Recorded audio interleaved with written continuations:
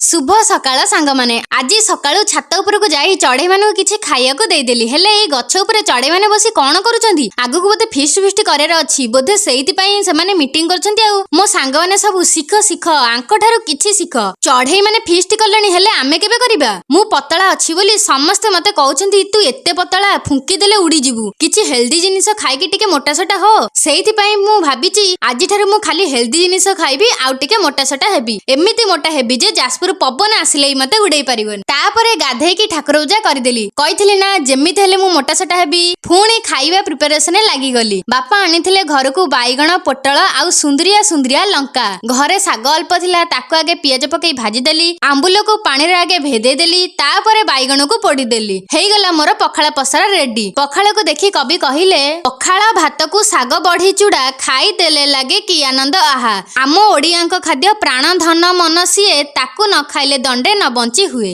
रहिली Jai Jagannath.